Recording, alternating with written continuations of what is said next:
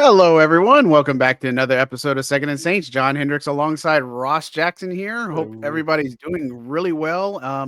I know this is Ross's favorite time of the season because of how cold it is, right, Oh Ross? my goodness, dude. I cannot handle it. Can I tell a story real quick before we start? Of course, Is it too yes. early for a story? No, it's never too early for a story. I want people to listen to the show. I don't want to like jump in and tell a story and everybody run away. So we were out at Saints practice today, right?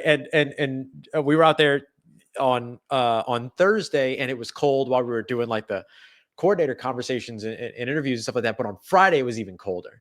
And so Friday we were outside for the for like taking attendance and all that other stuff. Like reporters will go out, we'll just kind of like check off a roster, make sure everybody's there and stuff like that. And dude, as I was out there, it was so cold and the wind was blowing that my eyes just started relentlessly watering. I looked like I was out on the sideline bawling my eyes out for no reason at all. I'm sitting there and I was like trying to use the binoculars a little bit to like keep my eyes not, to keep them shielded from the cold weather. But then I would have to take them down to like take a note and be like, all right, yeah, like, all right, Chase Young's here, I could check off Peyton Turner, yada, yada. And so I just looked like I was out there just bawling my eyes out at attendance. Like, I can't believe Bub Means isn't out here and everything. Like Oh my God. it was crazy. It was I'm so picturing, cold. I'm picturing No Sean Marino. Remember when he was Yeah. crying during the anthem, just like all the things like respectfully, Oh my but gosh. that's kind of what I'm doing. But that's crazy. Yeah. Oh, Like I said, Ross loves the cold weather, and I hate it. Saints are going up to a cold weather atmosphere. Not that actually matters. I heard somebody say something earlier this week, like, yeah, but you didn't talk about the weather. I'm like, they played in Cleveland when it was like negative temperatures and they were just fine. So that narrative was like Sean Payton, Drew Brees, all that other stuff. I don't buy that narrative with them now. Like, it's one of their games that they're going to be, outdoors and it's going to be cold, but it's not that cold. Green Bay is going to be super cold. Yeah, but Green Bay's gonna be a different story. Saints 4-8. We know what's kind of the vibe here, right? Like there's only hope is a path to the division. They got to win out practically, and they're going to have some help. But obviously the Rams loss last week was kind of detrimental to their season. Had they won that game, I think they were going to be in a better position. But now they go to the Giants. They got Washington still on the schedule. They got Green Bay on the schedule still. Those are two very tough games. And it's really hard to see them kind of winning out here because they would have to also beat Tampa at the end of the year. But, regardless, a 4-8 team, Darren Rizzi, there's still a lot to play for here, obviously. No Taysom Hill. That's a big loss for this team, but they are getting some reinforcements. They're getting their offensive line back this week, the whole starting crew. But, I guess the question, Ross, is does that matter? And what do Saints fans have to look forward to in this game since, 4-8, you're kind of checked out, I guess, in some aspects, not the team, but fans. Yeah, I think one of the things that's really valuable that you get an opportunity to learn in this game is, can the Saints produce on the ground without Taysom Hill, and can they get their offense going without Taysom Hill? I think that's really valuable to watch this weekend because we don't know if Taysom's going to be a part of the equation in 2025. Like, if we're just being honest, and that's separate from the season-ending ACL injury, and he's now been moved to injured reserve officially Friday evening. But separate from that is a whole new potential coaching staff coming in, a whole new potential offense coming in. Like, there's a lot of reasons here to be invested in whether or not this team can figure things out without Taysom Hill. And so I think that that's one big thing that I'm going to be watching over the course of this weekend. And you know what? Alvin Kamara's 106 rushing yards away from his first ever 1,000-yard rushing season. That's pretty cool too, to be able to want to kind of stick around for and watch. So I think there's good stuff here. You're going to see some young players. Like, when you lose a guy like Taysom Hill, who is so uniquely eclectic and utilized all over the place, it's going to open up the opportunity for a lot of other young people, young guys to step in and have bigger roles. You're probably going to see more Dallin Holker snaps. You're probably going to get to see Kendre Miller run the football quite a bit in this game. You're probably going to see guys like Rico Payton and others take, more special teams roles and things like that. Like, you're going to see a lot of that kind of ripple effect over the course of this week and really for the rest of the season. And so, if nothing else, tuning in for the rest of the season is about looking and seeing what you have in terms of young talent on this team and what you might be able to build around in the future. Yeah, and we've talked previously. I mean, even with Taysom's injury, you're talking about him not presumably being ready until September, October. I mean, Right. that's just a 9-month trajectory. That's all I'm going off Right. of. And could be earlier. Maybe he's superhuman. Maybe he's got some extra prayers on his side or something. I don't know. But, Yeah. that's just like average. But, you're right. Like, I mean, he played so many roles for this team. I asked Clint Kubiak, how do you make up for, losing somebody like him? And he called him pretty much the heart and soul of the offense. And I mean, a lot of committee, it's going to be a committee approach that comes up Mm-hmm. here. And that's what's going to have to happen. And the different roles, punt protector, Ugo Amadi, Jordan Howden, Mm-hmm. those are guys who get those snaps. Jordan Mims presumably could get some kick return role, in that, or if he's in there, right? Like that could Right. be Jamal Williams, that could be Mason Tipton. I mean, there are people that are going to benefit from this, and in some aspects, you do get to see, those young guys kind of step up. I love the concept of Kendre Miller and Alvin Kamara trying to be that 1-2 punch. I'm not Yeah. going to tell you it's like Jahmyr Gibbs and David Montgomery type stuff in Lions that have, but I'm interested to see how that dynamic works. But Alvin's been playing exceptionally well. Like I Yeah. think that's the biggest thing here is, if anything, if Kendre stays healthy, which again, if you didn't know about that whole situation, Ross broke the entire thing down and how that was kind of baloney that Kendre went to IR in the first place. But look, you put it Pat behind him. There's no doghouse for him. Darren Rizzi That's talking right. about a lot of this. But again, you got this offensive line intact, and I think that's obviously a big focal point. Eric McCoy's going to be back. Lucas Patrick back from that ankle injury. Cesar Ruiz was a surprise. He was in Mm-hmm. the concussion protocol, but a full participant on Friday. He's going to tracking to play. He's got one little step, but he doesn't have an injury designation, so he's going to play. I Right. mean, that's just kind of where we're at. So first time they're going to have their starting offensive line like in forever, I guess, Since if week you could say it. 3, And look, just the first yeah, and couple Nick snaps of week 3. Saldiveri. Right, yeah, since the third snap of week 3 Mm-hmm. is when they lost Eric McCoy, but, I think that's a big thing, and you gotta see where this offensive line's at, you gotta see so much to the future, and again, we've talked a lot, and we will talk a lot about what this team needs in the future, but there's just so many question marks, so you're probably not gonna have the next Taysom Hill on your roster, and at the same time, I don't think you find a player and say, "Oh, that's our next Taysom Hill." He's just Right. 101. You don't replace him. I mean, like Clint Kubiak said, but still a lot to look at. Giants, obviously, they pose an interesting matchup, I guess, if you will, in the sense that Tyrone Tracy and Devin Singletary are really talented backs and kind of shoulder the load. And Malik Neighbors may not play in this game, kind of a late Wild, man. add on it. So, again, is it as simple as going up to New York and putting the run game to use and saying number 4 Carr doesn't have to do much here? Or do you think he's got to kind of balance it out?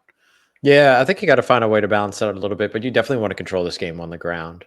You put that New Orleans Saints defense out there up against the New York Giants offense that can run the football and that runs particularly well between the tackles. I think they're the 4th best team on a rushing yards per game average when running between the tackles. The New Orleans Saints are one of the worst teams in the NFL in defending the run, one of the worst teams in the NFL defending the run between the tackles specifically as well, or outside the tackles. It kind of doesn't matter. But I think that that's something you want to make sure you keep that run game at bay. And the Saints defense, too, has given up some of the most 20-yard passing plays. I think they're tied for the most 40-plus yard passing plays given up as well with 10. I think there's 3 teams, if I remember correctly, tied at the top of that list. And so, you want to keep your offense on the field as best as you can in this game. And I think the run game has to travel, and the run game's going to have to do that. I think you're going to want to try to find some explosive moments and some home runs where you can in the passing game, because your best run defense could be your scoring offense by forcing the New York Giants to go to the air with Drew Lock. I almost said Derek Lock with Drew Lock at quarterback. But yeah, I think that this one really kind of has to come down to, can you win the run game on both sides of the football, offense and defense? And John, I think you probably agree too. Special teams has to play a big role here in terms of controlling field position and field position starts and things like that as well. Yeah, and I mean, you just look at how this is going to play out. I mean, as far as the way the Saints have talked about it, like Joe Woods saying, kind of, look, it's just gap integrity. It's little things, right? But these little things have kind of crept up, and they've been a problem. Like on that big old pass play last week, I think you asked about the Demarcus Robinson play, and the fact is, like, they got it a couple plays before, but then in that one they got too relaxed on it, and then that's what happened in the big play. So it's just, I want to see the details. Obviously, get cleaned up a good bit. Are they gonna totally limit Tyrone Tracy? I don't know. He hasn't had the greatest games lately, but this is a chance for him to obviously ball out a good bit. But you're right. The Saints, if they can get a couple of scores and take the Giants out of it pretty early, which I think that's, we've seen the team get off to pretty good starts, right? Yeah. They've got a pretty good starts, but really when they hit that third quarter, I think, regardless of if it was DA or Darren Rizzi, they just go flat after halftime. I don't know why that is, but they just seem to struggle a little bit there. And whether it's defensively, I mean, they played exceptional against the Rams in the first half, but 30 minutes of football doesn't win you a football game, right? You got to play all 60 minutes there. And Saints fans know that as well. But, for New Orleans, can they get that run game stopped? I think is more what I am a little bit more concerned. I think they can move the football. I know that they can move the football. I think they can get a little bit creative. It'll be interesting to see the receiver situation. What do you do with the Kevin Austin Jr. now that you can't call him up? Neither can you call up Dante Pettis. Taysom Hill just went to IR, but we know Kendre Miller is going to probably come back in one of those spots, and then Tano is possible to get a boost to the pass rush too. Yeah. One of the things that I asked Darren Rizzi about on Friday was like, what are some of the things that they're doing differently in practices now that they're coming off of a loss? Like what shifted, what changed, things like that. Because we've heard all the things they're changing in practices coming off wins, but what about this? And one of the things that he talked about was, you mentioned that second half struggle. They've been ramping up the intensity of the second halves of their practices to sort of train a little bit of that, like longevity, consistency type of rhythm, a bit, if you will. And so that's been a big adjustment for them over the course of this week. They've also spent a lot of time working on third downs in particular, which is a place where they have struggled a bit over the course of the past few games, not being able to keep the offense on the field once they get to third downs. They do a good job in those drives where they can go first down, second down, first down, second down, second, and all those types of things. But, it's been a challenge once they get to that third down area. So they've been working on both of those things, trying to make sure that they're keeping that energy and intensity up in the second halves of their practices in the hopes that will translate to the second halves of games. And then focusing on those third downs as well. And keep in mind, too, Nick Saldiveri could potentially go to injured reserve. I expect a bunch of roster moves on Saturday, including, as you mentioned, guys like Kevin Austin Jr., Dante Pettis, Kendre Miller potentially getting up to the active roster. With Taysom Hill now on IR, that's one roster spot open. They can open another one with Nick Saldiveri going to injured reserve, and then they might be able to find another roster spot somewhere to get both those wide receivers and their running back and Kendre Miller up on that active roster. I don't think we're going to see Tano Passanio this week from what it sounds like and from what I've heard, but we'll see. But I think that he and Bub Means are probably more likely to return the next couple of weeks. Certainly the next week for Tano Passanio, because that's when his 21-day window will be completely up by then. So, I expect a flurry of roster moves on Saturday for sure.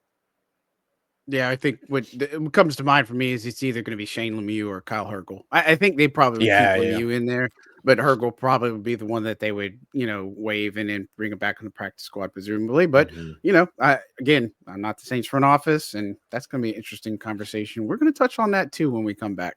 Hey, folks, John Hendricks here, Second and Saints. Wanted to talk to you quickly about Underdog because it is the place to play if you're a sports fan looking to win money while watching sports. With over 5 million happy players and $2 billion won, Underdog makes it fun and easy to cash in on all your favorite athletes' performances. Compete against other players by just selecting higher or lower on 2 or more player stats, and you could win up to 1,000 times your money. So turn every touchdown into a win with Underdog. This season, Underdog is going to be running a special promo or bonus almost every single day, like profit boosts, discounts or free picks. Plus, all new users get a free pick. You could win up to 1,000 times your money just by choosing higher or lower on player stats like passing yards, interceptions, touchdowns, and much more. Create entries with all football selections or mix and match across your favorite sports. Underdog puts the power to cash out in your hands. Now you can either keep riding with your entry or tap the win now button to cash out whenever you want. And with Underdog Rescues, you can get your money back and receive a promo if an early injury causes your entry to lose. With Underdog's double flex option, you can even take 2 L's and still have your entry to be a win. So go download the app today and use code Second Saints to get up to $1,000 in bonus cash instantly. That's code Second Saints. Now here comes the legal jargon. Must be 18 or older, 19 and older in Alabama and Nebraska, 19 and older in Colorado for some games, 21 and older in Massachusetts and Arizona, and present in the state where Underdog Fantasy operates. Terms apply. Void in Colorado. Concerned with your play? Call 1-800-GAMBLER or visit www.ncpgambling.org. Arizona, 1-800-NEXT-STEP, 1-800-639-8783, or text NEXT STEP to 53342. New York, call the 24/7 Hope line at 1-877-8-HOPE-NY or text HOPE-NY 467-369. Back here on Second and Saints, John Hendricks alongside Ross Jackson on that Underdog stuff. Make sure our Texas and California guys and gals, make sure you go over to Underdog and do that. And don't forget to hit that like, subscribe button, guys. Ross says we were going to break and kind of talking the front office is something I guess I put in there. I don't know if it's been a topic, but I don't think we're really that surprised about it. But, you know, it coming out from ESPN's Jeremy Fowler talking about Mickey Loomis, it seems like he's going to be in place and like he's not going to go anywhere, right, for next offseason or anything like that. And I guess what is your thoughts on that? You know, because there's a lot of misinformation that's obviously going out there that, you know, Facebook stop, you know what I mean? But, you know, just talk about it. Like, what are your thoughts, first of all? Yeah, I'm with you. It's not super surprising. Typically, when we see a general manager have a successful head coach leave, if they go to an internal candidate, they usually get an extra hiring cycle if that internal candidate doesn't work out. And that is usually done so that they can either go with another internal candidate or so they can go and find an external candidate to bring in, which seems pretty likely in this scenario for the Saints. So we'll see which way they end up going with all of it. But that's what I've always expected from Mickey Loomis. It's kind of like how you and I talked a bunch about how, yes, Dennis Allen was always going to get at least a little bit of 2024 because he needed to be given that second year with his quarterback. That's the custom in the NFL. And I know that like, it's easy for us to say, oh, well, they should move on because it's clearly not working. But when there are those customs in the NFL, they're typically there for a reason, yada, yada. And so I think that like those things are, you know, sometimes run paramount when they shouldn't in some cases, and in other cases are there and end up working out. And this could be a situation that works out. We'll see. I'm with you. I'm not surprised that this is going to happen. All this conversation around like, oh, he's in the will. None of that means anything. It doesn't mean that you can't be fired. It doesn't mean you can't be moved to another position. That's not what a will means. I don't know where anybody picked all this up, but it's not an actual factor in this conversation at all. But what it is a factor is the customs of the NFL. And typically a general manager will get another hiring cycle when an internal candidate doesn't work out. And so that's what he's going to get more than likely this offseason. Yeah. I mean, Loomis has been with the team since 2000. He's been a GM since 2002. Right. And so, I mean, he's been doing this a long time. And look, I know when he feels like it's time to step away, he's going to step away. You know what I mean? I think that's just kind of where it is. And for this team, you know, they're not stripping it down. They're not doing a rebuild. They're calling it a retool. That's kind of the language they've used a long time ago, which basically means, you know, we'll try to get enough talent here to be able to compete for a division that kind of sucks, I guess. And I'm just paraphrasing. Like I could say that more respectfully, but it also comes down to like what they actually can and can't do, right? I'm not trying to be like, I'm not trying to be rude when I say this, but like I admire the language of like, oh yeah, no, we're not going to tear it down, we're not going to rebuild and all those other things. But the reality is that they can't. Like they don't have the choice to tear it down and rebuild. They can't do that because of the salary cap situation. So while it's commendable that the idea is we're not going to tear down, we're not going to rebuild and all those kinds of things, it's also like worth recognizing the reality of the situation, which is like they kind of don't have any choice but to try to keep together what they can and try to compete in 2025 before they're actually able to kind of get out of that situation and start seeing what's ahead of them. Yeah, and look, we got a lot to talk about in this offseason. We've kind of touched on it briefly, but Ryan Ramchek's contract, that's going to be Hmm. something that, I mean, I don't think he's ever going to play football. We know, we said that even Yeah. last year, but, it's just, Yeah. but, they could do a James Hurst type thing where his Hmm. base salary goes down, but they still got to pay him money. What happens with Derek Carr? What happens with Taysom Hill? Like, there's all these contracts that you got to figure out.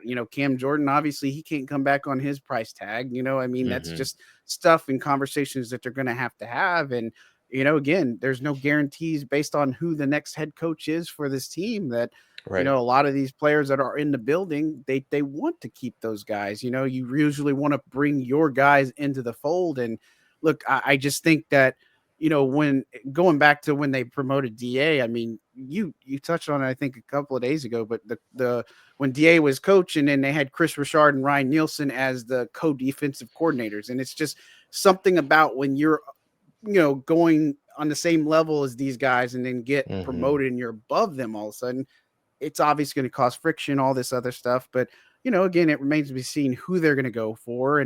But I believe that Mickey Loomis is going to be the one that does it. I know Kai Harley is another one that he's got a bump in title. He's more of Hmm. your financial guy. Jeff Ireland's more of your draft guy, but Jeff Ireland could potentially be that. I expect Jeff Ireland to get some looks in this offseason too for some of these Hmm. GM spots. But there's a multitude of things that could happen with this team, and I think Saints fans should keep an open mind, but when it comes to Mickey Loomis, I don't think that's going to change. Yeah, no, I'm 100% with you there. And Kai Harley's gonna get looks this offseason, I'm sure, and everything like that. Like just like he did last year. There's gonna be a lot of those opportunities. And so there could be some moving, shuffling, changing around in the front office one way or another. And so it's gonna be a really interesting offseason for exactly that. And look, I think that like some of that could potentially bring on some new ways of approaches and looking at things, right? I mean, if you're bringing in a new head coach, you might bring in a new system. That coach might need a different kind of mold of player than what the Saints are usually accustomed to going after. And so, like, there's a lot of this stuff that's going to change. It's going to be a very, very different offseason here in 2025. And I'm kind of excited about it. Like, it's one of those ones where it's like, man, like so much could be different, by the time that we get to, well, hopefully things are a lot different for this team next year at this point than where they are now, right? Like you'd like them to be healthier. They would love to be competing for a playoff spot as opposed to competing to stay alive and all these other things. Like obviously they want things to be different too. But I mean, things could change really rapidly over the course of the offseason in terms of what this team looks like and what its future shape is. Yeah, and just don't be behind the 8 ball. I mean, I think that's the Right. biggest thing. But Yeah, good point. and they got a tough schedule next year. I mean, they're going to have Hmm. to play the Bills. They're going to have to play the Dolphins. They've got the NFC West. I mean, there's a lot of you know pretty good opponents. I know the NFC West hasn't been that great this year, but again, next year I expect some changes there, obviously, and some teams that are going to be on the rise, I guess, if you will. And again, what happens with Atlanta? That whole Kirk Cousins thing. I mean, I Oh think my we goodness. talked about that on this pod that it was going to end sooner or later, but that's why I picked the Bucks to win the division. You know what I mean? Like I just know that it was Yeah. going to come crashing down to reality at some point. But for New Orleans, I mean, and again, I don't want to get too much in the next year off season because we still got a season to talk about. But it's going to be fascinating to talk through all the things that could happen, all the coaching candidates that could be here. I think Aaron Glenn's probably one of your top candidates. I Hmm. think Vance Joseph in Denver might be a sleeper candidate to some Hmm. aspects, but I love uh, without going on a soapbox, right? Because we know minority head coaches, obviously, that's Hmm. a thing that's not as much and prominent, but I'd love to see a Aaron Glenn or a Vance Hmm. Joseph or somebody like that comes in. I think Ben Johnson is somebody that's going to stand firm on what he wants out of a next team, and he's going to want to have to go to that situation too. But I just think there's something to be said about a future head coach that's a little bit different, and I think Hmm. that's a good thing. Yeah, yeah, absolutely. I mean, look, you're always looking for diversity of ideas, diversity of approaches, and everything like that. And I think that you're going to get that with guys, especially people that are familiar with New Orleans. Like that's going to be appealing. to this coaching search, right? Guys that are going to be able to come in and reflect the community of the city and everything. And Vance Joseph is from New Orleans. Aaron Glenn, of course, has been here in New Orleans before. They know how to do that. And honestly, I think Ben Johnson's personality would be a fit too. I think the Saints are being kind of discounted on how good a fit they could actually be for Ben Johnson, who's looking for alignment between head coach and general manager, which we've seen the Saints show over and over and over again. And he's looking for a team that's going to be able to, or a franchise that's okay with the time that it's going to take to get things going, which this team kind of has to be. They don't have a choice. And they've also proven to be a very patient organization. And then the other thing that he was talking about was a team that's not, or an organization that's not afraid to look at what went wrong and do the things that are necessary to fix it. And I think in the last 2 seasons, you've seen that from New Orleans. I know a lot of people will argue that point, but they've moved on from Pete Carmichael when the offense wasn't working, flipped in their entire offensive coaching staff. The year before that, they flipped their entire defensive coaching staff. This year, in the middle of the season, for the first time since the 80s, fired a head coach mid-season, traded away Marshawn Lattimore. Like, there's going to be a lot of these types of moves that I think show, like, okay, this wasn't working, that wasn't working. Here's where we can get better. Here's where we have a chance to do something. And you saw the New Orleans Saints identify that in themselves and make those moves. And so I think that's an example of where maybe a guy like Ben Johnson shouldn't be completely counted out here in New Orleans either. Yeah, I agree. There's a lot of candidates on the table. I mean, we haven't even, I mean, again, we got so many to go through. And again, I just hope that they vet the process, right? Like, let's be real and let's see him cast a wide net. I don't know how much Gail's going to be involved in this search too, but since she kind of spearheaded the DA thing, you know what I mean? So I think she might have some input. Obviously, it would definitely make a lot of sense, but obviously we kind of diverted from the Giants game talk, but going back to that, there's an actual game. We've kind of talked about what needs to happen. I don't think it's anything. The Giants aren't a good team. I don't really have to sit here and say, who do you think's going to win? Probably, unless you think the Giants are going to win. But I definitely think the Giants are going to lose. See what I did there? Gotcha. I gotcha. Twist. Yeah, I just think it's just something where, if you go into this game and let's say they do lose this one somehow, I just don't know what that says about your football team after you come off the Rams game. That would be where I'd say maybe they checked out. Maybe something's happened. I don't know. I don't want to go down that road, but for all intents and purposes, the reality is they should win this game, right? Which sets up a really big, important date with the Commanders, who haven't been playing so hot, which, oh, by the way, Marshawn Lattimore's first game is supposed to be in New Orleans. Of course.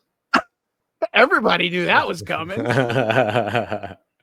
That's pretty crazy. That's insane. And he's going to be able to go up against a New Orleans Saints team that doesn't have its top 2 wide receivers and like all this stuff. And it's just, that's going to be, I don't know. It's going to be really interesting to see, because I'll tell you what, though, if there's anybody that knows Marshawn Lattimore's struggle points, it's the New Orleans Saints. And so maybe they're the team that decides to go out there and just start flinging it at them and finding a way to do that. But I don't know. It's just like, what more can you ask for in terms of drama, right? My goodness. Yeah, Carr wasn't afraid to throw at him in training camp. I don't. They say it was always great, but they're going to throw at him, I'm sure. But it sets up a interesting storyline there with and then the whole Jaden Daniels coming back here, LSU guy and stuff. But again, they should win. Sets them up next week. I don't know. We'd also get a John Ridgeway revenge game, by the way. Let's not forget. Let's go. John Ridgeway go another block field goal. Hey, you never know. He could sack Jaden Daniels or something. Who knows? And Chase Young. There's a lot of history between these two teams. Goodness, like it took us that long to get to Chase Young. Yeah, and look, if Khalil Hudson was still on the roster, that would have been another one too. But, he's balling in Cleveland like he should. But I mean, do you think this is a blowout? Let's go there. Do you think this is a game where they have firm control, play all 4 quarters, all of the things that they have had problems with in their consistencies, like pre-snap? Substitutions. Do you think that all gets fixed in this game? That'd probably be the more important question. Yeah, I don't think it will be, but boy, is that what they need, right? Like to show that. one of the things I talked about over on Locked On Saints not too long ago is that this is kind of an important game for Darren Rizzi, right? To prove that he can go in and handle a highly emotional moment. I mean, he grew up, he used to live 15 minutes away from MetLife and everything. And now here he is, having grown up in New Jersey, getting to go back and, coach this game as a NFL head coach in front of his friends and his family and all those other things, like Bergen Catholics doing some event or something or some stuff around the game and stuff like that with him. It's it's just really cool.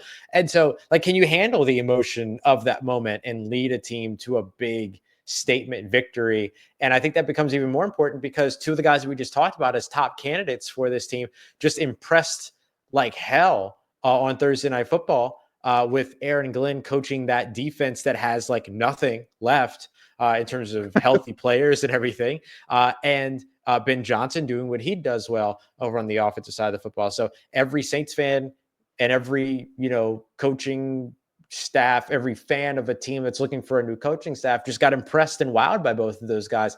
Now every Saints fan is going to be looking at Darren Rizzi going, well, what do you got?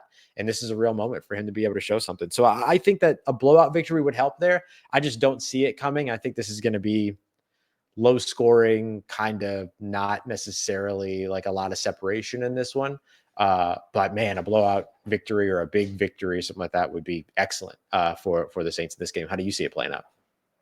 Yeah, look, I think that they're going to lean on that ground game. I think Alvin and Kendra are going to power them a little bit here. And look, I'd say they probably beat him by at least 10. Right. I just think that they'll beat them by 10. But if they keep it close to this team, that's one of the league's worst, and that's a little bit it's a little bit concerning and disheartening too, because this is the game where they're supposed to go in and avenge the Rams loss, right? Like that's the way I see it, at least, and then carry that momentum going against Washington, which maybe they can pull off the upset. Maybe they could be a team that can, really hurt some of these guys down the road, not literally, but like hurt a Washington or hurt a Green Bay. I mean, that would be something, or even hurt a Tampa. Who knows? You never know what's going to happen. And so it's fun to play spoilers sometimes. Yeah. I mean, again, are they going to get 5 straight wins and win the NFC South? Probably not. And if they do somehow do that, then I will eat crow. It's great. I don't know what something, but yeah, I'd be happy, but I just don't see it. I just don't see it. You guys don't. Yeah, I'm with you. They're like, you guys, you guys can say it too, but I don't know. But it sets up some interesting stuff. But we'll be up there, obviously, and we'll be not doing pre or post game on the field because Ross might turn into an igloo. You might end up being like Jack Nicholson from The Shining. That's right. I won't make it. Yeah, We'll do that. We'll do that from the press box somewhere. Yeah, we'll figure it out. Find us a booth. I'm gonna have to go down there. I'm gonna have to go down there to do my TV hit though, and it's gonna be the worst. Oh yeah, we got to go on there, and hopefully. And you were talking about Rizzi growing up, so trivia for those who are listening or watching too. But it wasn't always MetLife Stadium. If you know before, if I say it, it was the Meadowlands a long time ago. Right. So yeah, old days there. But anyways, I digress. Ross, what have you got coming up on Locked On, speaking of, and LouisianaSports.net? Sheesh. Let's see. Nothing at all, right? Preview. Right. Nothing. Don't worry about it. Preview for this game over at Locked On Saints, which includes a look at what Alvin Kamara and Kendre Miller need to do specifically in order to be able to take advantage of where New York is kind of weakest in their run defense, which is between the tackles. And then over at LouisianaSports.net got a one-on-one with Spencer Rattler, where he kind of detailed a little bit about like what he's learned, how he's grown, and what his offseason is going to be. That was really cool. And then I have another feature coming out on Saturday as well. Updates on Taysom Hill, all this other stuff is all in there and over there as well. So you can find all of that over at Locked On Saints as well as at LouisianaSports.net. John, what you got over at Saints News Network?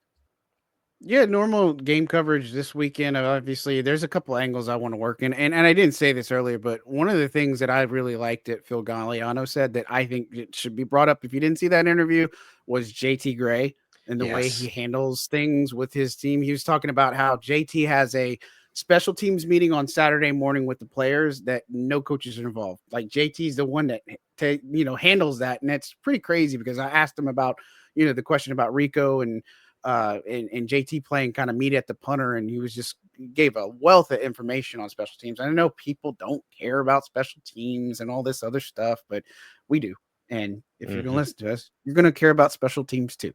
So, but yeah, I got a couple of things there, and obviously some stuff like Kubiak had said, and really how this team functions without a Taysom Hill. What that looks like. That's kind of the biggest thing. So, all right, Ross. Well, I hope you get a chance to thaw plenty before you travel up there to the Northeast. I think that we're going to at least see one fan while we're up there, so that'll be exciting. Yeah. Maybe some more, but obviously, make sure you guys, when we travel, and if you're in the area, say hi, obviously, or let us know. We'll try to make it. And same thing at the Superdome. We've met some fans of the show and stuff, so it's really cool to meet you guys. And thank you so much for supporting us. Don't forget to hit that like and subscribe button. Ross, any parting words of encouragement? It's okay. Yes. Yeah, you can do it. Whatever it is, you can do it. There's my parting words of encouragement. Dang the haters. You can do it. Yeah. I love it. Couldn't have said it better. 19 days till Christmas, guys. Thank you so much for tuning in to us. Another episode of Second and Saints in the books. We will talk at you very soon. Love you.